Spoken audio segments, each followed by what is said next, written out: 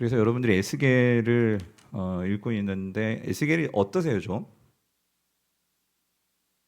네, 어떠세요, 표집사님? 예, 예, 그냥 웃으시기만 하시는데, 예, 아신다는 얘기신지 모르신다는 얘기신지. 근데 여러분 어렵죠? 예, 어려울 거예요. 그러니까 이게 왜냐면 에스겔이 다른 우리가 예레미야서도 그렇지만 이런 환상의 이야기가 많거든요. 근데 유독 에스겔은요, 이 환상이 되게 많아요. 근데 이 환상이 그러니까 이 땅에서 볼 수 없는 뭐 그런 기괴한 것도 있고요. 또 이 땅에서 볼 수도 있는 것도 있겠지만 어쨌든 많은 환상이 있어요. 근데 이걸 한번 이렇게 한 번 더 생각해 보셨으면 좋겠어요. 왜 이렇게 환상 이런 이야기들, 그래서 에스겔에는 이런 환상, 또 에스겔 자신이 어떤 상징적인 그런 행동들을 많이 해요. 우리가 앞서 뭐 이사야 같은 말씀에서도 뭐 이사가 여러분 기억나는 뭐 상징 행동 기억나는 거 있으세요? 예? 이사야가 뻘개 벗고 막 말씀 전하고 그런 거 있었잖아요. 그러니까 이런 상징 행동. 근데 이제 이 에스겔에도 여러 가지 그런 상징 행동이 나옵니다. 예, 그런 거. 또 비유의 말씀들 이런 게 많거든요. 근데 왜 그러는 걸까? 왜 그러는 걸까? 여러분 왜 그럴까요? 왜 이렇게 상징과 이런 뭐 환상과 예, 이런 것들이 왜 이렇게 에스겔서에는 많을까요? 그러니까 그런 것 같아요. 뭐 성경이 말해주는 건 아니지만 성경을 쭉 제가 읽고 연구해 보니까 또 신약에 보면 이런 환상같이 막 놀라운 장면들이 많은 데가 어딜까요? 그게 계시록이에요, 계시록. 그럼 여러분 뭔가 좀 잡히는 게 있으세요? 그러니까 왜 계시록에는 막 그러니까 그러니까 앞으로 되어질 일에 대한 여러 가지 무시무시한 그런 일들 이런 것들을 하나님께서 보여주시고 또 저 천상 하나님이 계신 그 보좌의 모습이 어떠한 모습인지 그래서 이 점에서는 에스겔하고 요한계시록이 많이 이렇게 중첩되고 연결되는 부분이 참 많습니다. 왜 그런 걸까? 힘들기 때문이에요. 예. 그만큼 삶이 힘든 거예요. 그러니까 그만큼 삶이 그러니까 정신줄을 놓고 살기 너무 딱 좋은 그런 때에 하나님께서 완전 에스겔의 생각을 사로잡는 그러니까 사도 요한의 그러니까 지금 자기의 어떤 성도들이 지금 로마 박해에 막 죽어 나가고 하는 모습을 보니 얼마나 마음이 힘들겠어요. 그러니까 이게 만약에 믿음이 약한 사람 같으면 그런 상황 속에서 이거 딱 이 실족하기 딱 좋은 거죠. 그래서 사실 에스겔도 그래서 제가 이제 돌아온 주일에 이제 이 부분은 제가 설교할 거예요.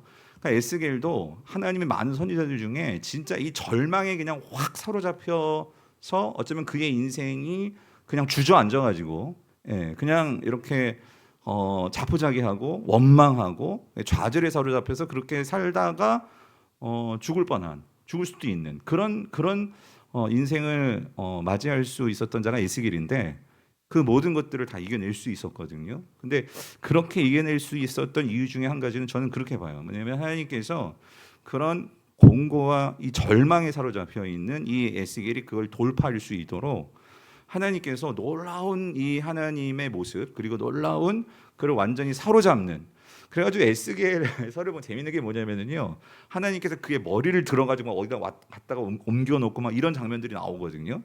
그러니까 왜 그럴까요? 이 잘못하면 이 현실의 문제, 이 절망에 사로잡혀 가지고 마치 여러분 우리가 이렇게 TV 같은 거 보면 이 진흙벌 같은 거 있잖아요. 갯벌 같은 것도 그렇고 처음엔 멋모르고 들어갔다가 빠져가지고 어떻게 해요? 이게 헤어나오지를 못해가지고 누군가가 거기서 끄집어내 주지 않으면은 몸부림치면 몸부림칠수록 어떻게 돼요? 그 뻘에 빠져서 예, 죽게 되는 이런 것도 있잖아요. 그러니까 그런 상황이 사실 이 에스겔의 상황이기도 하고 사실 지금 이스라엘 백성들이 처한 상황이기도 하다는 거죠. 여러분들도 어쩌면 우리가 에스겔과 어떤 그런 사건이나 상황은 다르지만 인생에서요 정말 그런 문제들이 우리를 완전히 사로잡아 가지고 그러니까 넋 놓으면 완전히 그냥 뭐 나도 그냥 뭐 정신줄 놓으면 죽을 것 같은 그런 일들이 참 이렇게 생각하지 못했던 그런 사건 사고들 많잖아요. 참 안타까운 건 여기 부천에서 오늘 뉴스 다 보셨잖아요. 너무 마음이 아프더라고. 그 20대 청년 자매인데 그 병원 실습 나왔다가 그 숙소에서 이제 그 호텔 잡고 예? 그렇게 거기서 이제 머물고 있다가 결국은 거기서 예? 아무튼 뭐 이렇게 죽어간 자매들도 있고 청년들도 있고 부천 여러분 아시죠? 예. 예. 이 호텔 화재 사건 말이에요. 근데 그 부모 그 심정이 어땠을까? 그래가지고 딸이 마지막 전화를 해가지고 엄마 소방이 우리를 구하러 오지 않는 것 같아. 그러면서 왔어도 그냥 지나간 것 같아. 엄마 나 더 말하면 그냥 숨 못 쉬고 죽을 것 같아. 이게 마지막 이 말일 거야. 그래서 내 일기장 그냥 불태워주고 그리고 장례는 치르지 마라 하고 나서 전화가 딱 끊어지고 나서 그냥 죽은 그런 자매 얘기를 들을 때, 야, 그 부모의 심정이 어떨까? 예. 그러니까 우리가 인생에서 다 처하고 맞닥뜨리는 삶의 어떤 그 이야기들은 다르지만, 그렇지만 모두가 참 이런 절망이라는 이 자녀가 그렇게 마지막 그 전화로 그렇게 말하면서 죽어간 자녀를 생각하면 그 부모의 마음은 그걸 뭐 어떻게 설명하겠어요? 뭐 절망이란 단어로 그거 뭐 설명이 되겠습니까? 어찌 됐든 그러니까 이 에스겔이라는 그 선지자를 전 묵상할 때마다 특히 우리 청년들을 생각하면, 왜냐하면 에스겔이 딱 포로 끌려가가지고 그렇게 인생에서 정말 좌절을 맛본 나이가 25살이었거든요. 25살. 자, 어쨌든 그런 선지자가 에스겔이에요. 근데 여러분 에스겔의 이름의 뜻이 뭔지 아세요? 에스겔은 하나님이 강하게 하신다라는 뜻이에요. 이름 멋지죠? 에스겔. 하나님이 강하게 하신다. 그래서 사실 이 에스겔이 태어날 때는요, 그러니까 주전 622년, 그때가 언제냐면 이 요시야가 이제 그 종교 개혁을 하면서, 이게 왜 종교 개혁을 했냐면 요시야 때 622년에 어떤 일이 있었냐면 성전에서 하나님의 그 율법책이 발견이 됐어요. 그래서 그 율법책을 요시야가 읽고 종교 개혁을 단행을 하죠. 그러면서 성전을 보수하고 여러 그동안 행하지 않았던 절기를 지키게 되고 모든 산당 다 없애버리고, 하여튼 대대적인 종교 개혁을 할 때에 이 요시야가 아니죠. 이 에스겔의 부모가 이 요시야 때 요시야가 통치할 그때에 이 에스겔을 낳은 거예요. 그래가지고 그때는 그러니까 하나님의 제사장들이 성전에서 이제 성전이 제대로 막 기능이 되는 것 같고 하나님을 정말 잘 섬기는 그런 왕이 나왔으니까 뭔가 막 기대감이 있지 않겠어요? 그래서 아마 에스겔을 하나님이 강하게 하신다 이런 이름을 지어줬던 것 같아요. 자, 근데 여러분 어떻게 되었어요? 하나님이 강하게 하셨을까요? 아니요. 현실적으로 보면은요, 강해진 것이 아니라 에스겔의 인생을 놓고 보면 완전히 약해져도 이렇게 약해질 수 없는, 나라는 완전히 그냥 망해가지고 이제 포로로 끌려가게 되고, 그 에스겔의 인생도 이 유다 땅에 있었다면 제사장이 됐을 텐데 포로로 끌려갔으니 하루아침에 실업자가 되고 꿈이 없는 거예요. 꿈을 잃어버린 거예요. 그런 상황이 에스겔이었단 말이에요. 자, 이런 상황에서 그래서 여러분 잘 아시겠지만 이 에스겔은 2차 포로, 그죠? 그래서 이 여호야긴, 그러니까 요시야의 아들이 여호야긴이에요. 참 이 여호야긴도요, 아버지가 죽고 3개월 그러니까 3개월 통치했어요. 3개월 왕 노릇했어요. 그러다가 바벨론이 쳐들어와가지고 이 여호야긴도 바벨론의 포로로 끌려가고, 그러면서 그때 에스겔도 같이 끌려간 거예요. 그래서 에스겔은 그러니까 에스겔이 하나님이 말씀을 전한 그 청중 대상은 누구예요? 유대 땅에 있는 사람이에요? 바벨론 포로에 있는 사람들이에요? 그러니까 바벨론 포로를 지금 포로 생활하고 있는 유다 백성들이죠. 그들에게 말씀을 전하는 거예요. 그럼 여러분, 이 에스겔과 동시대 선지자로 유다 땅에 남아가지고 말씀을 전했던 선지자는 누구예요? 그게 예레미야죠. 이름 좀 잡히죠? 그래서 예레미야서를 우리가 다 읽었고, 그 예레미야는 한창 이 유다 땅에 남겨진 자들에게 정신 차려라 너희들한테 그렇게 말씀하고 있을 때 에스겔은 지금 바벨론의 포로로 끌려와 있는 이 유다 백성들. 그러니까 여러분 이 유다 백성들 보세요. 아직 에스겔이 이렇게 끌려왔을 당시에는 아직 이 유다 땅에는 예루살렘 성전이 무너졌어요, 안 무너졌어요? 아직 안 무너졌어요. 에스겔서에서는 33장이 무너지거든요. 이 성전이 완전히 유다가 망하는 게 에스겔 33장에 나와요. 그러니까 지금 16장이니까 아직 이 상황에서는 이제 이 유다 땅에는 아직 성전도 있고, 그죠? 망하진 않았어요. 완전히 망하진 않았어요. 물론 바벨론의 그 침략을 받아가지고 쑥대 마시죠. 그런데 여러분 생각해 보세요. 지금 유다 땅에 아직 남겨진 사람이 있는데 지금 바벨론의 포로로 끌려간 사람들도 있단 말이에요. 그럼 끌려간 사람들 입장에서는 어떤 생각이 들까요? 왜 하나님이 왜 포로로 우리를 여기다 갖다 놓았느냐 하는 막 그런 마음의 불만, 어떤 막 그런 생각도 들지 않겠어요? 그리고 또 여기 남아 있는 사람들은 어떤 생각이 들겠어요? 그래도 하나님이 너희들보다는 우리를 더 사랑하신다. 이런 생각 들지 않겠어요? 그러니까 이런 상황 속에서 하나님께서 선지자들을 통해서 남아있는 자들에게는 예레미야를 통해서, 포로로 끌려간 자들에게는 이 에스겔을 통해서 하나님 말씀을 주시는 거예요. 자, 주시는데 여러분이 이제 에스겔을 읽어가니까 여러분 이 에스겔 구조를 한번 보세요. 제가 이 표를 한번 보세요. 그래서 에스겔은요, 제가 말씀드렸지만 좀 복잡하고 어려울 것 같지만 에스겔의 구조는요, 이런 이사야나 예레미야보다도 심플해요. 그러니까 크게는 이제 전반부 후반부로 나누어지는데, 그래서 이제 1장부터 32장이 전반부, 그다음에 이제 33장부터 48장까지가 후반부. 그러니까 말씀드렸죠. 32장까지는 아직 예루살렘이 완전히 무너지지 않았단 말이에요. 이제 33장에서 무너진단 말이에요. 자, 그런 상황에서 자, 우리 전반부는요, 크게 세 부분으로 나뉘어질 수가 있거든요. 그래서 1장부터 11장까지는요, 가장 중요한 이야기는 뭐냐면, 그러니까 결국 이 유다가 망하는 이유는요, 에스겔서에서 말하는 건, 선지서에서 말하는 이 남유다가 망하는 적어도 한 세 가지 큰 이유로 볼 수 있지만, 결정적으로 성경은요, 뭐 때문에 망하는 거예요? 우상 숭배. 그래서 이 에스겔에서는 우상 숭배 때문에 결국 어떤 일이 벌어지냐면, 그러니까 왜 이 예루살렘이 망하느냐, 이 망하는 이유를요, 뭐와 관계해서 설명하냐면 우상 숭배인데, 그 우상 숭배가 어떤 영향을 끼쳤냐면, 그러니까 하나님이 성전에 더 이상 머무를 수가 없는 거예요. 가증스러워가지고. 그래서 1장부터 11장의 가장 중요한 이야기는 뭐냐면요, 여러분 여기에 포커스를 둬야 돼요. 뭐냐면 하나님의 영광이 떠나가는 거예요. 그러니까 하나님의 영광이 떠나간다는 것은, 여러분 성전이 뭐 하는 곳이에요? 구약 성경에서 성전, 성막, 성전은 어떤 곳이에요? 예? 예, 그러니까 여러분들이 생각하는 예배하는 거 맞는데 거기다 한 가지 더 정확하게 하세요. 그럼 이 질문을 해야 돼요. 왜 하나님을 그러면 성전과 성막에서 예배할 수 있는 것일까요? 왜?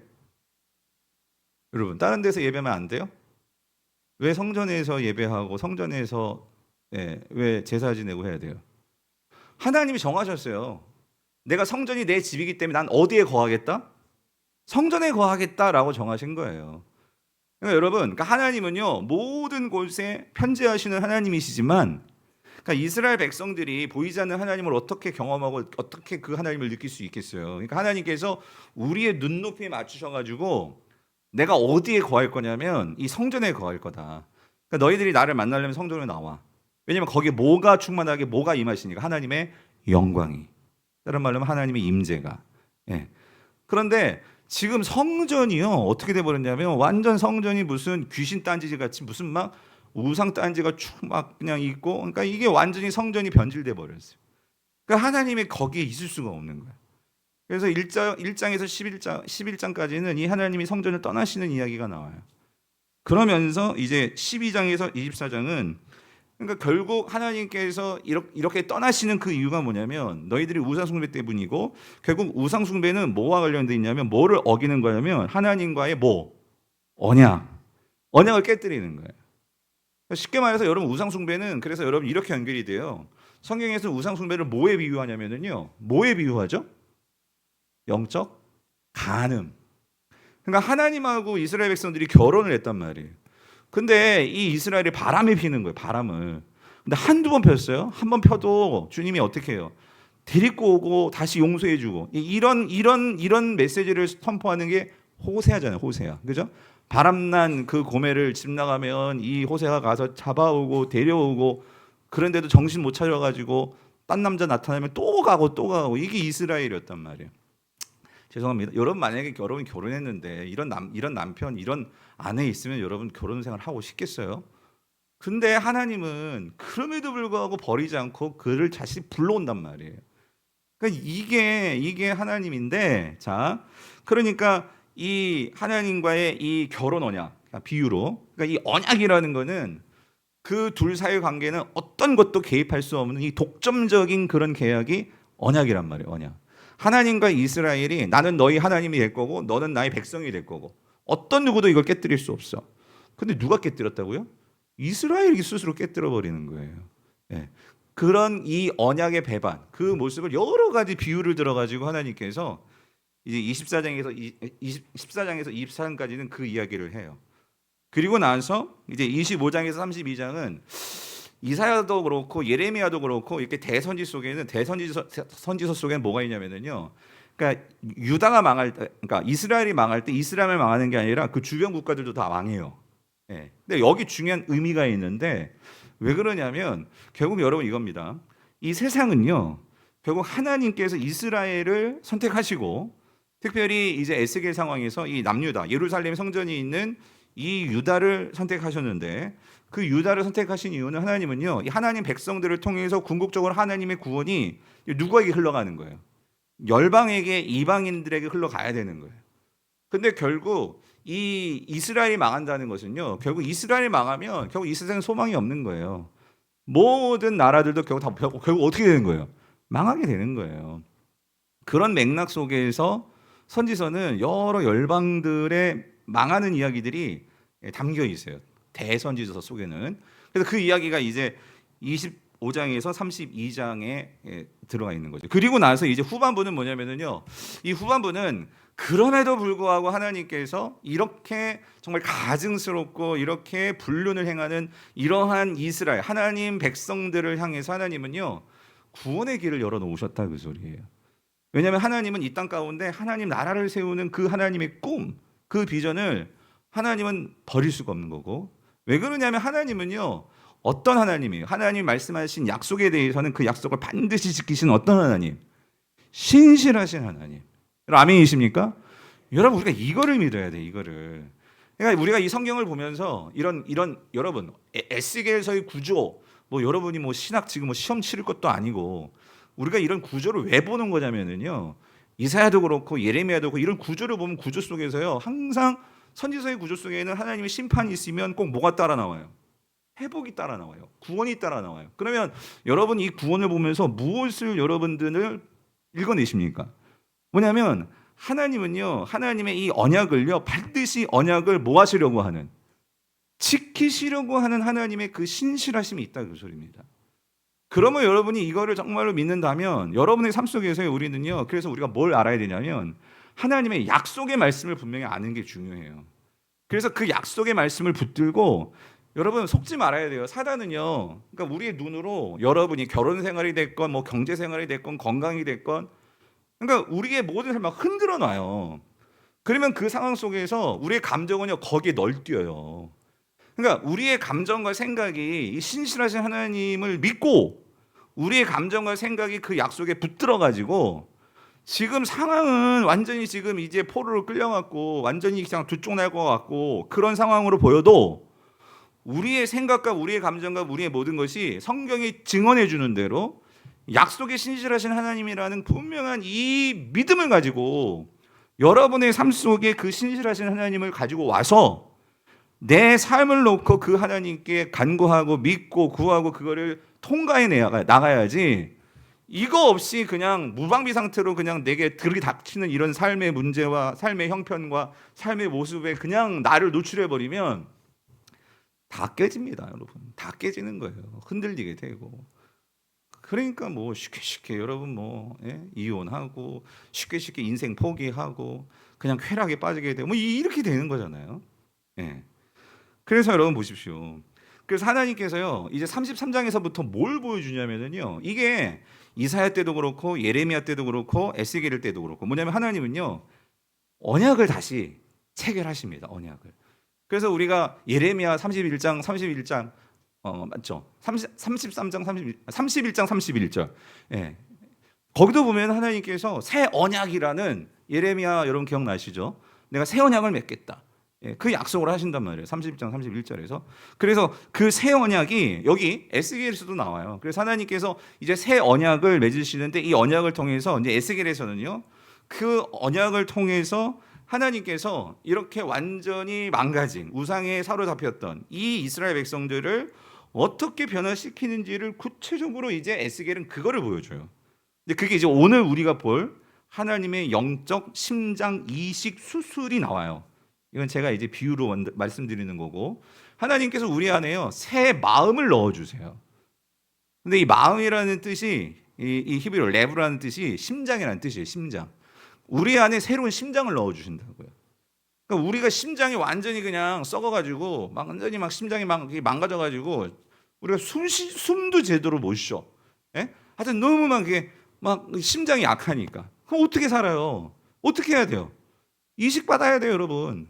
그래서 하나님께서 심장을 다시 이식해 주었을 때 심장이 들어오니까 결국 뭐가 다시 생겨나겠어요? 생명. 생명. 그래서 하나님께서 이 새 마음과 새 영, 영이라고 했을 때 이 영이 히브리어는 이렇게 루아흐거든요. 이 루아흐가 호흡이라는 뜻이 있어요. 호흡. 호흡. 우리가 숨을 쉬어야 우리에게 뭐가 붙어 있어요? 생명이 붙어 있잖아요. 그런 의미들이 담겨 있단 말이에요. 그런 내용들이 이제 33장에서 여기 39장까지 쭉 나와요. 그래서 결국 그렇게 하나님께서 새롭게 하나님의 새 백성을 만드십니다. 만드셔서 예스겔의 결론은 뭐냐면요. 그 앞에서 1장에서 11장에서 떠나갔던 하나님의 영광, 하나님의 임재가 다시 어떻게 해요? 돌아오는 이야기. 그래서 40장에서 48장에는 하나님께서 새 성전의 비전을 보여주세요. 근데 여러분 이게 참 신기하고 이게 참 놀라운 게, 근데 학자들은 이제 이걸 따지죠. 이 새 성전이라는 게 정말 이스라엘에 세워질 진짜 눈으로 보여지는 그런 성전이냐, 아니면은 요한계시록처럼 하늘에서 이렇게 쭉 내려오는 요한계시록에서 21장에서는 뭐가 내려요? 하늘에서 새 예루살렘이 내려오잖아요. 그죠? 새 예루살렘이 나오는데 거기는 성전이었고 뭐 이런 내용들이 나온단 말이에요. 그러니까 그럼 하늘에서 내려오는 성전이냐, 도대체 이 성전이 뭐냐, 이제 신학자들은 그걸 갖고 논쟁을 하죠. 근데 우리가 뭐 그런 여러 가지 설명, 제가 공부하고 우리가 신약을 보니까요, 결국 예수님께서 이 땅에 오셔서, 예수님이 이 땅에 뭐로 오셨죠? 성전으로 오셨거든요. 근데 그 예수님이 결국 예수님을 통해서, 예수님을 믿는 자들을 통해서, 그 믿는 자들을 통해서 그 십자가에 달려 죽으심으로 예수님은 그 십자가에서 자신의, 그러니까 비유로 말하면은 우리에게 뭘 주신 거냐면 새로운 생명을 주신 건데, 다시 말하면 그것은 바울의 관점으로 우리가 생각해 보면 예수님께서 우리에게 뭘 주신 거예요? 당신의 뭘 주신 거야? 심장을 주신 거예요. 심장을. 그래서 뒤에서 인용하겠지만 바울은 이런 표현을 써요. 내가 예수의 심장으로 너희를 사랑한다. 이게 무슨 말이냐면 바울은요, 이 빌립보 교회 성도들을 사랑을 하는데 내가 예수의 심장으로 너희를 사랑한다. 이게 무슨 말이냐면, 여러분 옛날에 나의 심장으로, 옛날에 나의 상태로는요, 이렇게 나를 힘들게 하고 나를 이렇게 정말로 어렵게 하는 이 사람들을 내가 사랑할 수 있습니까? 여러분? 네? 그 남편을 사랑할 수 있어요? 네? 그 아내를 사랑할 수 있어요? 그 집사님, 그 목사님, 여러분 사랑할 수 있어요? 네, 모르겠습니다. 근데 바울은 그런 거예요. 그런데 이제는 내가 가지고 있는 심장은 옛날에 내 심장이 아니야. 누구 심장이에요? 예수의 심장이란 말이에요. 예수의 심장. 그러니까 그 예수의 심장이 뛰고 있단 말이에요. 그러니까 무슨 말이냐면 몸은 내 몸이에요. 그렇지만 이 심장이 내가 이식받았잖아요. 근데 여러분, 제가 예전에 아는 어떤 그 집사님 얘기를 들었었는데 참 그게 너무 가슴이 아파. 이 남편이 진짜 심장을 이식을 받은 거예요. 받았는데, 아니 그랬으면 여러분, 그러니까 처음에는 심장 이식 받기만 숨도 제대로 못 쉬고 얼마나 힘든 삶을 살겠습니까? 근데 이걸 받으니까 다시 생명이 주어졌잖아요. 그러니까 뭔가 이렇게 정신 차리고 뭐 교회도 좀 나오고 좀 뭐 그랬었는데, 또 다시 이 남편이 술 마시고 담배 피고 또 그러더라는 거예요. 이거 왜 그런 거죠? 그러니까 내 안에서 뛰는 심장이, 이거 누구 심장이에요? 내 심장이에요? 누군가가 나에게 새로운 생명을 줬잖아요. 이거를 잊어버리면 인간은요, 또 다시 옛날 그 습관 고무하고 똑같이 돌아가는 거예요. 네. 그런데 중요한 거, 바울은 그걸 아는 거예요.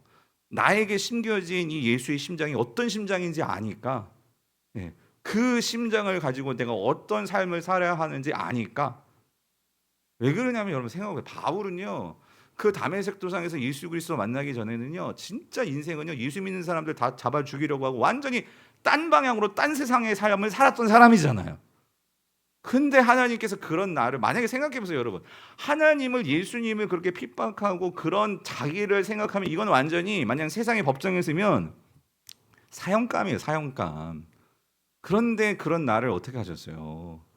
오히려 나를 그 주님을 위한 사도로 삼아주시고, 그러니까 이게 얼마나 감개무량이라면, 이걸 아니까. 그러니까 나는 예수의 심정으로 너희를 사랑한다. 그러면서 바울이 말하는 게 뭐예요? 너희들이 이 마음을 품으라. 정확하게 번역, 너희들이 이 심장을 품으라. 그러니까 너희에게 이 심장이 있다는 것, 너희들의 예수의 심장이 뛰고 있다는 것을 잊지 말고 살아라. 그게 빌립보서 2장에 너희가 이 마음을 품으라. 곧 예수 그리스도의 마음이니. 이거란 말이에요. 이거란 말이에요. 그러니까 지금 그 심장. 그래서 여러분 저는 그렇게 봐요. 뭐냐면 그 에스겔 40장에서 48장에서 이 땅에 다시 세워지는 성전은요. 눈에 보이는 성전을 말하는 게 아니라 그것은 우리가 신약을 갖고 있기 때문에 그 성전은 곧 무엇을 말하는 걸까요?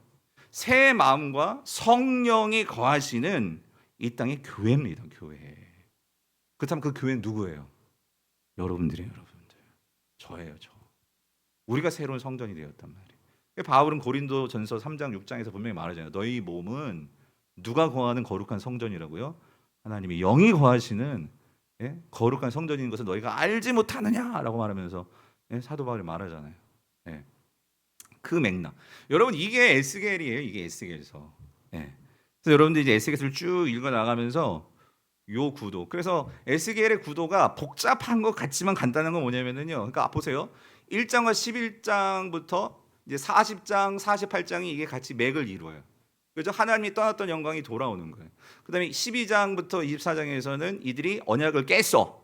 그런데 33장에서 여기 39장까지는 하나님이 다시 언약을 맺으셔. 언약의 관계. 그리고 중간에는 이제 열국 심판이 껴 있지만 어쨌든 이 관계가 간단한 거예요. 새 언약을 통한 하나님께서 다시 하나님의 성전을 세우시고 그 성전으로 돌아오시는 이야기. 여러분 이게 에스겔이에요. 에스겔. 그래서 여러분 에스겔서가 강조하는 주제는 뭐냐면요. 이렇게 정리할 수 있어요. 그러니까 하나님의 임재의 거함이에요. 뭐라고요? 하나님의 임재의 거함.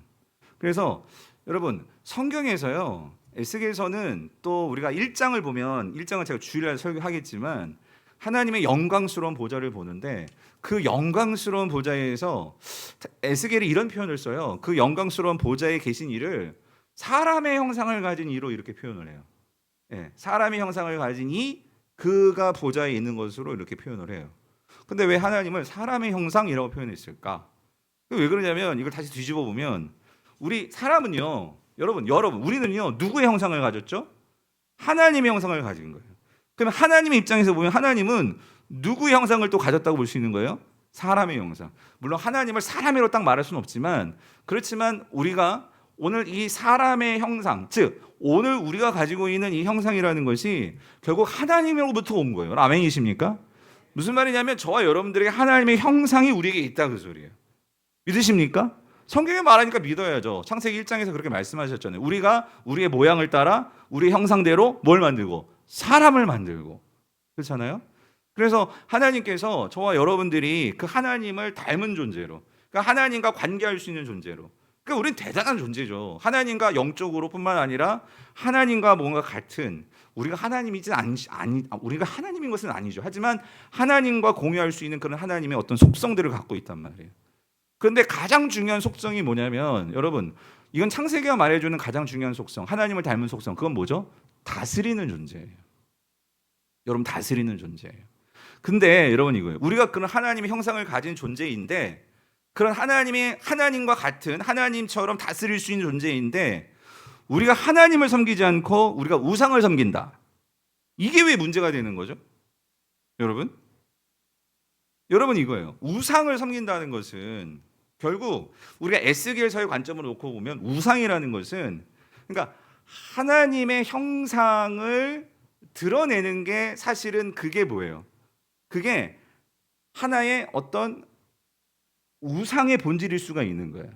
그러니까 무슨 말이냐면 이 말이 조금 좀 여러분이 잘 이해되실지 모르겠는데 이 땅에 존재하는 하나님처럼 하나님을 드러낼 수 있는 유일한 그러니까 아이돌이라는 우상이라는 말이 꼭 나쁘다고 생각하지는 않아요. 왜 그러냐면 여러분 우리가 아이돌이라는 말이 요즘 젊은이들에게 아이돌하면 아이돌이 누구예요? 뭐 뉴진스라든가, 그죠? 그 내가 바라는 어떤 그런 뭔가 이렇게 마음이 가고 동경이 되는 어떤 그런 대상 아니겠어요? 그러니까 여러분 우리의 아이돌은요 누가 돼야 돼요? 하나님이 돼야 되는 거예요. 왜 그러냐면 우리가 하나님 형상을 가지고 있는데 우리의 하나님 형상의 오리지널은 우린 형상이고 하나님이 오리지널이잖아요. 아멘이십니까? 그러니까 여러분 아이돌을 좋아하는 애들은요 그 아이들이 뭐 좋아하는 뭐 패션이라든가 뭐 아이돌의 어떤 그런 항상 쫓아다니고 그들이 좋아하는 거 좋아하고 그러잖아요. 그러니까 원래 진짜 아이돌은 그러니까 우리의 입장에서 우리의 유일한 아이돌은 하나님이 되셔야 돼요. 그런데 오늘 이스라엘의 문제는 뭐냐면 그 아이돌이 하나님이 아니라 뭐가 돼 버렸어? 이 세상에 있는 피조물이 되어 버린 거예요. 왜냐하면 그게 하나님의 형상을 가지고 있다. 신처럼 여기는 거지. 근데 하나님 입장에서 이게 어처구니가 없는 거예요. 하나님은 그 하나님으로서의 속성을 드러낼 수 있는 유일한 하나님의 아이돌로서 사실 만들어 놓은 것은 형상을 담지하는 존재로 만들어 놓은 것은 누구예요? 사람이에요. 그래서 우리가 이 하나님의 사람으로서 이 세상을 다스리고 이 세상에 하나님의 그 영광이 우리를 통해서 비춰질 수 있도록 사람을 그렇게 창조하셨는데 이 사람이라는 것이 하나님을 제쳐놓고 우리 마음 가운데 뭔가 그래서 여러분 팀 켈러 목사님은 그렇게 얘기하죠. 우상은 뭐냐면은요. 그러니까 내가 만든 신이에요. 네. 그러니까 내가 바라는 것을 투사해서 그러니까 하나님처럼 그걸 여기고 그걸 내가 가져서 나를 드러내고 나의 어떤 위치가 높아지고 그러니까 하나님 없이 나의 욕망을 투사한 것이 우상이잖아요.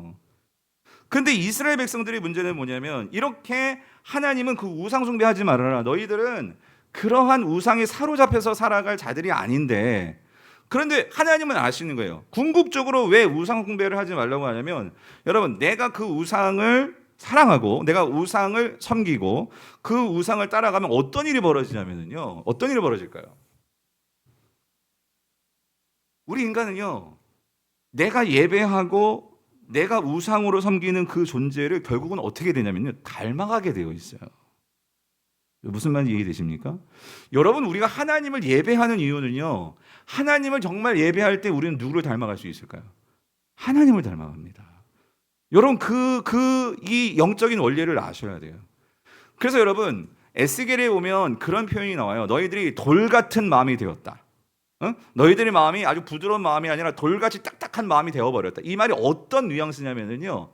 우리의 마음이 돌처럼 되었다는 것은요. 우리의 마음이 돌을 닮아간 거예요. 왜 그러냐면 고대 사회에서 형상 중에 가장 이제 형상을 뭐로 만들어요? 돌이나 금이나 어떤 그런 형상을 만든단 말이에요. 그래서 그런 형상을 내가 예배하고 쫓아가면 우리의 마음이 뭐처럼 되는 거예요? 그럼 돌처럼 되는 거예요. 돌처럼. 그런 뉘앙스란 말이에요. 그런 배경을 갖고 있단 말이에요. 그런 면에서 여러분 우리는 뭘 생각해 봐야 되냐면 여러분들은 뭐 이렇게 돌 닦아놓고 막 거기다 비나이다 이거는 안 할지 모르지만 그러나 여러분 요즘 오늘날 세상에서는요 그런 돌이나 어떤 금이나 막 이런 걸 만들어 놓고 그걸 우상으로 하지 않지만 우리는 이 땅을 살아가면서요 누구나 다 마음 가운데 뭘 가질 수 있냐면 그러니까 하나님이 아닌 나의 어떤 모든 사람들은요 나의 어떤 욕망이 투사된 그러니까 무언가를 숭배할 수가 있어요. 그리스도인들은요 이게 잘못됐다는 그러니까 여러분 우리가 정말 예배할 대상을 예배해야지만 거기에서 나의 참 삶의 자유가 주어져요. 왜 그러냐면 우상들은요 내가 그것을 섬기는 순간 여러분 이 피조물들은요 우리가 절대로 숭배할 대상이 될 수 없어요. 우리가 그들을 뭐 해야 돼? 오히려 다스려야 돼. 다스려야 되는데 우리가 이 피조물들을 정말 다스려야 되는데 우리가 그것을 예배하는 순간 결국 우리 인생은 어떻게 되냐면 거꾸로 되는 거예요. 우리가 그 우상을 닮아가며 그 우상에 사로잡혀서 우리는 거기에 뭐예요? 속박이 되더라 그 소리예요. 하나님은요 이걸 너무나 잘 아세요. 그래서 하나님은 그 우상을 철저하게 섬기지 못하도록 하나님은 그렇게 하신단 말이죠. 그래서 여러분 우리가 이제 에스겔서 8장을 보면 그래서 여러분 보세요. 이 성전이 이런 거예요. 여러분 성전은요 하나님을 만나고 하나님과 교제할 장소로 하나님 내가 거기 임할게 그렇게 특별히 정해준 곳이 성전이었어요. 그렇죠? 그런데 이스라엘 백성들에게는 어떻게 되었냐면 성전에서 하나님과의 그런 관계로서의 성전의 접근이 아니라 이 성전조차도 하나님의 성전조차도 뭐가 되어버렸냐면 우상이 되어버린 거예요. 무슨 말이냐면 이런 거예요. 지금 바벨론의 포로로 끌려와 있는 백성들은요 그 바벨론 땅에는 뭐가 없죠? 하나님의 성전이 없어. 그러니까 이들은 그 성전에서 예배할 수 없고, 그러니까 그 성전이 없다는 것 자체가 그들의 삶 속에서는 어떻게 다가왔냐면 하나님 우리를 버리셨고, 성전이 없으니까 우린 버림받은 인생이고, 그런데 이 남유다에 남아있는 이 사람들은요, 지금 성전은요, 그 성전 안에 막 우상당지가 있고, 여자들은 막 바벨론의 신인 단무스를 섬기고, 그 성전에는 막 벽에는 막 5만 가지 그 우상들의 그림이 그려져 있고, 막 장로들은 뭐가 잘못된지를 알고 그 백성들이 그걸 하지 못하게 되는데, 오히려 장로들이 자신들의 어떤 부귀 영화를 위해서 그 최신, 그러니까 요즘 말로 말하면 최신으로 잘 나가는 그런 신들을 갖다 놓고 그걸 섬기고 성전에서 그러고 있는데, 그거에 대해서 하나님은 너희들 어떻게 그럴 수 있느냐, 예레미야를 통해 가지고 이 성전 다 무너진다 그렇게 얘기하는데도, 너희들이 이 성전을 강도의 소굴로 만들었다 이렇게 이 예레미야가 막 선포하는데도, 예레미야 어떻게 했어? 막 따귀를 때리고 막 죽이려고 하고 입 닥치라고 하고, 어떻게 성전이 있는데 어떻게 우리가 망하느냐 하고. 왜? 성전이 있으니까. 여러분, 참 이 집단 이성이 무서운 거예요. 뭐냐면은 모든 사람들이, 그 힘 있는 자들이 그 성전의 존재를 통해 가지고 자신의 어떤 권력과 이런 것들이 거기에 다 투사가 되니까 하나님은 온데간데였고 그 성전 자체가 그냥 우상화가 되어 버렸어요. 그러니까 이 성전이 무너진다는 사람들은 다 불경스러운 거야. 그러니까 여러분, 예수님께서 뭐라고 말씀하셨습니까? 예수님께서 딱 그 말씀하신 거예요. 제자들도 감난산에 올라가 가지고 그 헤롯 성전을 보면은요, 헤롯 성전 다 그 바깥을 금으로 다 도배해 놨거든요. 석양이 지면은 어떻겠어요? 그 햇빛에 반사되면 그 성전이 어떻게 보이겠어요? 금덩어리들이 바짝바짝 얼마나 멋있겠어요? 그러니까 사람들은요, 그 성전에 한번 들어가 보는 게 소원이에요. 예? 그냥 저도 아직 롯데타워 한번 안 올라가 봤는데, 여러분 올라가 보신 분 있어요? 근데 꼭 시골에서 올라오시고 그런 분들은 꼭 거길 가시려고 하더라고요. 예? 그 롯데타워 올라가 가지고. 근데 이해가, 서울 한번 쫙 보는 게 얼마나 멋있겠어요. 예? 그렇죠. 갑자기 내가 왜 이야기를 왜 하는지 모르겠어요. 그러니까 무슨 말이냐면 성전이, 예? 아니 여러분, 그러니까 성전이 마치 관광 명소 같이 되어버렸단 말이에요, 이스라엘에. 예수님 당시에도. 근데 예수님께 뭐라고 말씀하셨어요? 이 성전 어떻게 된다고? 돌 하나 남기지 않고 다 어떻게 될 거라고? 무너질 거라고. 예수님이 그렇게 성전을 놓고 말씀하실 수 있는 이유는 뭐예요? 그 성전에 누가 안 계셔? 하나님의 영광이 없는 거예요. 여러분, 이게 무서운 거예요. 여러분, 만약에 진짜 이게 우리 예수님 시대가 아니고 성령 시대가 아니라, 여러분은 우리 교회 안에, 여러분 안에 정말 성령님이 계신 것 같아요? 여러분 어때요? 여러분, 제 안에 성령님이 계신 것 같아요? 아, 감사해요. 근데 여러분 사실은 우리 와이프가 알겠지만 여러분, 그러니까 이게 무서운 거예요. 과연 우리 강부, 우리 교회라는 이 공동체 안에는 과연 성령님이 편안하게 거하실 수 있는 공동체이냐, 아니면 너희들 왜 그래? 너희들 왜 이 모양이야? 이러면서 뭔가 이렇게 앉아있기 불편한 그런 공동체이냐. 여러분, 이거는요 우리가 만들어가야 되는 건데, 여러분 자신 안에도 마찬가지. 여러분이 오늘 하루 살면서도 그렇고. 그러니까 제가 그 말씀하셨지만, 여러분, 내가 정말 예수 그리스도를 믿고 그 예수 그리스도 십자가의 은혜가 얼마나 큰지, 그 십자가의 공로 때문에 하나님은요 우리에게 성령을 넣으셨거든요. 그리고 그 넣어주신 성령을 다시 거두지 않으신대요. 그러니까 이게 여러분 얼마나 은혜입니까, 여러분? 여러분, 제가 알잖아요. 여러분이 알잖아요. 내가 세상에서 어떻게 사는지 알잖아요. 정말 내가 목사고 장로고 집사인데 세상에서 내가 정말 목사답게 사느냐, 장로답게 사느냐, 집사답게 사느냐, 권사답게 사느냐, 여러분 아시잖아요. 그런데 만약에 그런 삶을 사는데도, 정말 그런데도 성령이 내 안에서 떠나지 않고 나와 함께 하신다는 거. 여러분, 이게 내 모습으로 나의 어떤 그 조그만 어떤 또 다른 집사, 다른 권사보다 나은 의로 성령이 내 안에 붙어 있겠습니까? 그건 뭐 때문입니까? 하나님께서 뭘 보고 그 성령을 거둘 수가 없는 거예요. 내가 부족하지만 그래도 내가 집사고 장로고 권사이기 때문에 그래도 이렇게 금요 성령 집회 나와서 앉아있고, 그래도 주일날 그래도 나와 앉아있고, 그래도 내가 예수 그리스도를 믿는단 말이에요. 아멘이십니까? 그거예요. 예수 그리스도 때문이란 말이에요. 예수 그리스도를 내가 믿기 때문에 하나님은 그거 보시고 우리 안에 성령을 떠나지 않게 하세요. 이게 얼마나 감사한 거냐고요. 근데 문제는 뭐냐면, 여러분 데살로니가 전서 5장을 보셨어요? 거기에서 뭐라고 말씀하시냐면, 그렇지만 너희가 예언을, 하나님의 말씀을 멸시하고 그 하나님의 뜻을 여러분이 생각하지 않으면 성령이 어떻게 된대요? 소멸한다라고 말씀하세요. 소멸한다. 성령이 소멸한다. 여러분, 성령이 소멸한다는 말이 뭐예요? 내 안에 성령이 없어진다는 거예요? 그게 아니라 소멸은 불이 이렇게 어떻게 점점 약해지는 거잖아요. 무슨 말이냐면 성령이 내 안에 계시지만 성령이 힘을 쓰지 못하세요. 성령이 내 안에 있으시지만, 성령은 하나님의 영이시고 창조의 영이시고 능력의 영이시지만, 죄송하지만 맥을 못 추는 거예요. 영향력을 행사를 못하는 거예요. 그래서 성령이 어떻게 하시느냐? 침묵하십니다. 여러분, 성도들에게 있어서 가장 비참한 건 뭐냐면요, 하나님이 침묵하시는 거예요. 하나님의 침묵이 여러 의미가 있을 수가 있어요. 하나님께서 우리를 단련시키는 그런 의미도 있지만, 어떤 게 있냐면요, 하나님이 내 안에서요 아무 일도 안 하시는 거예요. 왜? 할 수가 없어요. 내 마음이 하나님께 향하지 않고 내 마음이 이런 우상에게 이게 사로잡혀 있고 거기를 향하고 있으니 하나님께서 어떻게 역사하실 수가 있냐 말이에요. 그런 면에서 여러분, 하나님께서 우리에게 주시는 말씀들을 우리가 읽고 묵상하고 하는 이유는요, 우리 안에서 그 성령님이 계시잖아요. 그 성령님이 내 안에서 소멸되지 않고 어떻게 해야 돼요? 활활 타올라야 돼요. 아멘이십니까? 여러분의 삶 속에서요, 성령이 활활 타올라서 마치 옛날에 그랬잖아요. 증기기관차.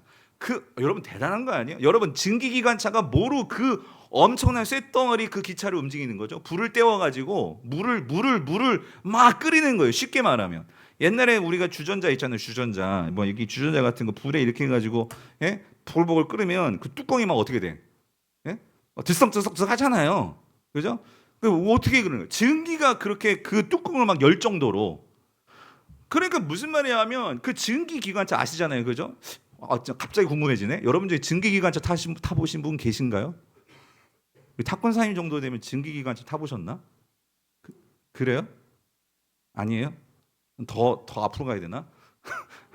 우리 영화로 봤지만 증기기관차 타보지 않았죠. 증기기관차는 항상 증기기관차가 있고 옆에 막 석탄 실은 그게 있잖아요. 그래가지고 계속 그 인부들이 거기 석탄 넣어가지고 막 열을 내고 끓여야 되잖아. 그러니까 무슨 말이냐면, 여러분, 성령은 우리 안에 계시거든요. 성령이 우리 안에서 활발하게 역사하시는데, 여러분, 성령은 참 이런 부분이에요. 인격적이신 분이란 말이에요. 그렇기 때문에 여러분, 에스겔서를 읽어보시면은요, 에스겔서 그 몇 장이었죠? 16장이었나? 그러니까 에스겔서에서 또 한 가지 참 이 특이한 점은 뭐냐면은요, 에스겔서는요, 하나님이 일하심을 강조하면서도 무슨 얘기를 하냐면은요, 야, 아무리 네 부모가 잘났고 해도 애들이 회개하지 않고, 아무리 네가 부모가 똑똑해도 다른 사람들, 그러니까 당사자가 하나님 앞에서 회개하지 않으면 어떻게 구원이 임하냐, 이런 말씀 보셨습니까?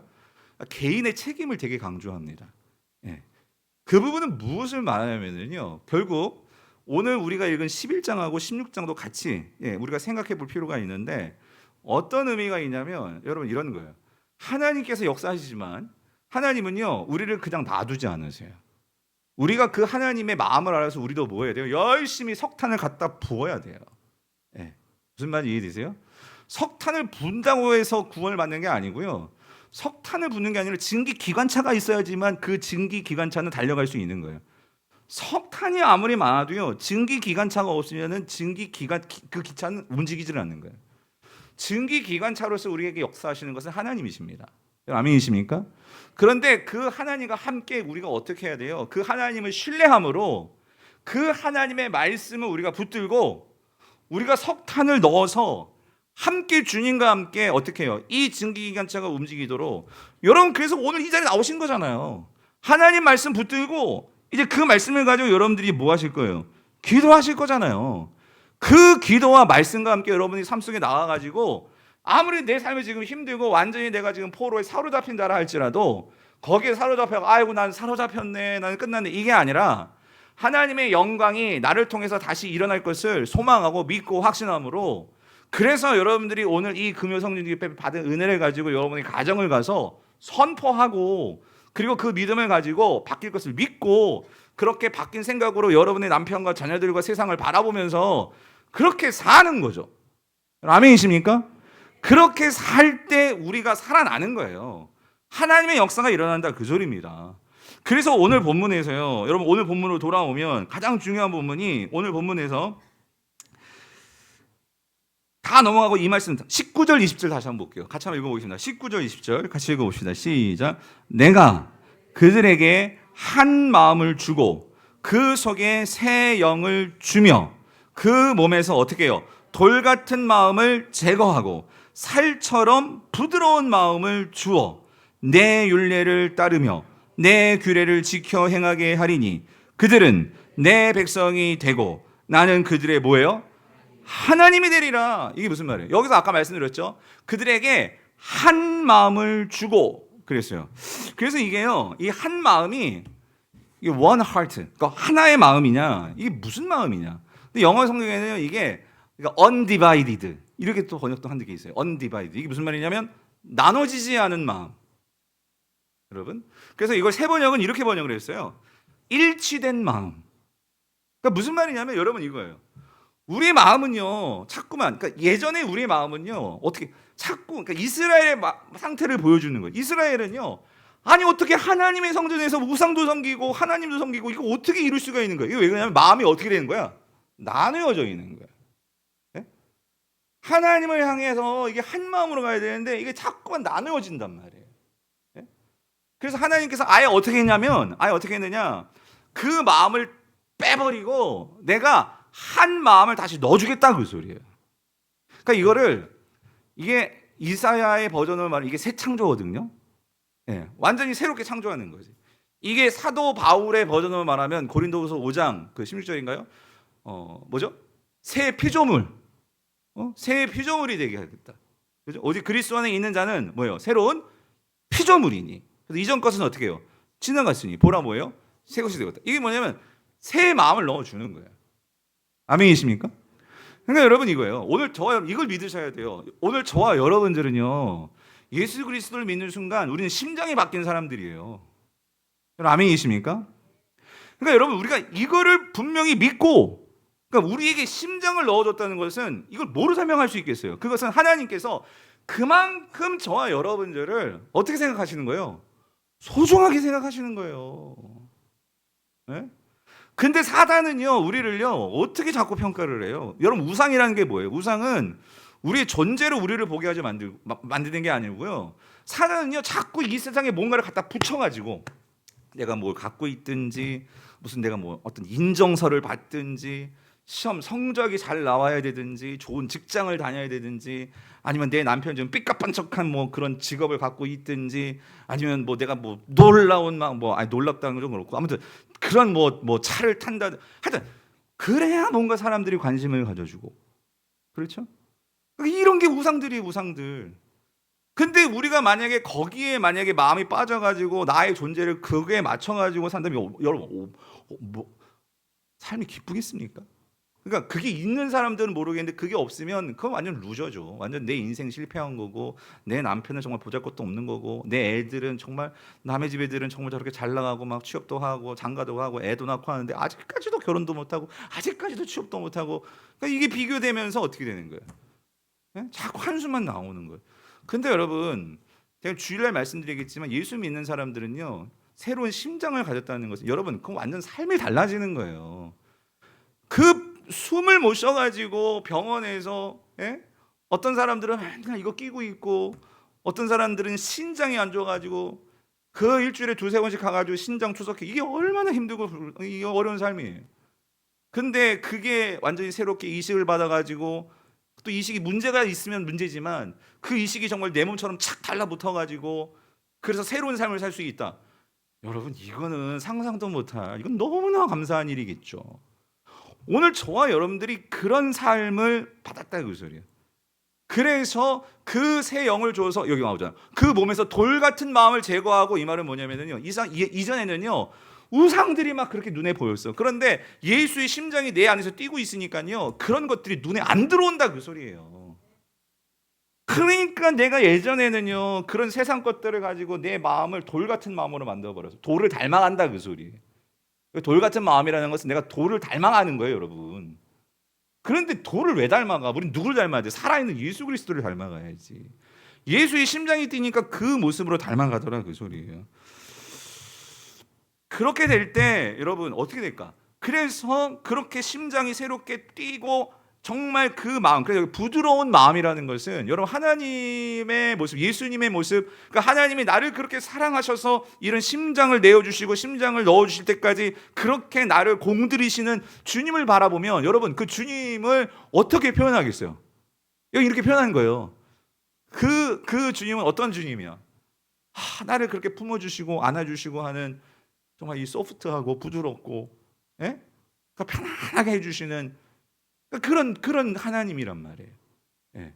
그랬을 때 그 하나님을 내가 정말로 믿게 되니까 이제 새롭게 여기 20절 노란색 칠했죠? 읽어볼게요. 그들은 뭐예요?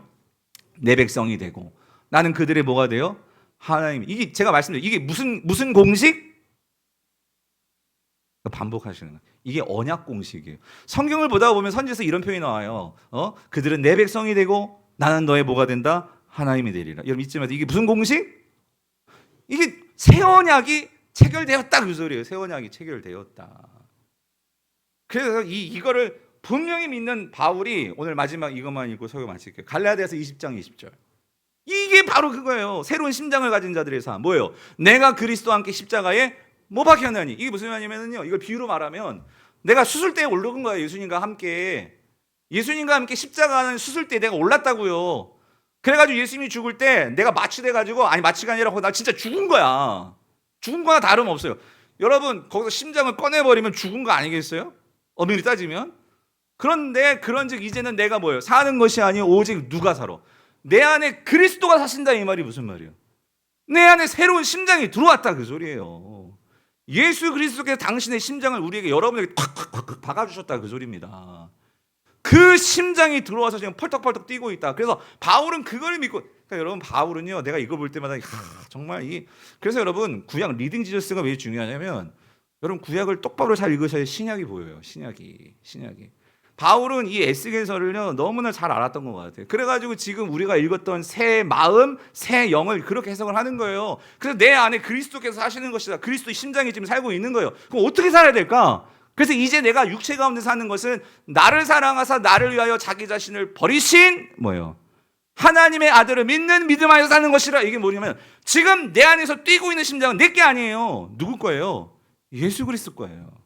그 예수 그리스도의 삶을 사는 거예요.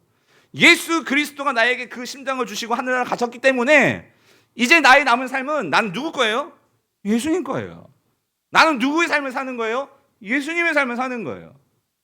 여러분 그런 기사 보잖아요. 어떤 사람이 이렇게 정말 심장 주고 세상을 떠났을 때에 정말 그 심장 받은 사람들은 초심은 그거예요. 나에게 이 심장을 준 사람의 그 마음, 정말 그 삶, 남은 삶을 내가 살아드리리다. 뭐 이런 인터뷰하는 거 보셨잖아요. 네? 사랑하는 성도님들, 저와 여러분의 예수의 심장이 뛰고 있다는 걸 잊지 마시기를 바랍니다. 그 심장이 뛸 때 여러분 그 감사를 알고 감격이 있는 사람들에게는요 당연히 우리 안에서 무슨 역사가 일어나느냐? 성령의 역사가 일어나는 거예요. 여러분 성령은요, 이것 마지막 한 가지만, 여러분 성령이 정말 우리에게 해주고 싶은 일은요 은사 체험이 아니에요. 은사 체험이 없다는 게 아니고요, 은사의 핵심과 본질을 정확히 아셔야 돼요. 우리는요 이게 이 오순절 신학이 나쁜 게 아니에요. 오순절 신학은요 분명히 가시적인 신학이기 때문에 지금 전 세계에서 선교사적으로 지금 막 부흥하고 있는 교단은요 오순절 교단이에요. 특별히 저기 남미나 아프리카에서는요 장로교나 이런 감리교 쪽 교단이 힘을 못 써요. 왜 그러냐면 이게 뭐 딴 게 아니라, 그러니까 이게 여러분 그게 이해가 가는 게 완전히 귀신에 사로잡혀 있고 다른 우상에 사로잡혀 있던 사람들에게는요 뭔가 삶에 막 확 변하는 뭔가가 보여야 되지 않겠습니까? 그러니까 그런 면에서는 오순절 신학이 정말 성령의 어떤 그런 능력과 체험과 귀신이 떠나가고 막 병 고쳐지고 이런 게 정말 나타나야 돼요. 그런데 여러분 중요해요. 그렇게 귀신이 떠나가고 병 고쳐지는 거는 여러분 이걸 꼭 기억하셔야 돼요. 뭐냐면 그거는 귀신들도 할 수 있는 거예요. 아십니까? 네? 귀신들도 그런 것들 할 수 있어요. 그렇기 때문에 우리는 균형을 잡아야 되는데 그런 체험을 하지 말라는 게 아니에요. 정말 금요 성령 집회 때는 정말 그런 체험들을 하셨으면 좋겠어요. 저도 그걸 항상 사모하면서 기도해요. 하나님 나에게도 능력 좀 달라고, 은사의 능력을 달라고. 근데 여러분 중요한 거 이거예요. 근데 은사의 능력은 없는데 진짜 성령이 그것들을 통해서 우리에게 알려주시고 싶은 건 뭘까요? 성령이 정말로 우리에게 해주고 싶으신 그것은 뭘까요? 성령은요 우리 안에서 네 심장이 누구 건지 아니? 누구 거라는 거예요? 예수 그리스도 거야. 하나님의 사랑을 깨닫게 해 주시는 분이 누구십니까? 성령님이십니다. 성령님이세요. 그러나 지난주에 우리 박현신 목사님 말씀하셨잖아요. 부흥은요 어디서 부흥이 오냐면 막 박수 치고 막 그냥 주여 할렐루야, 이거는요 감정적으로 그렇게 뜨거워질 수 있어요.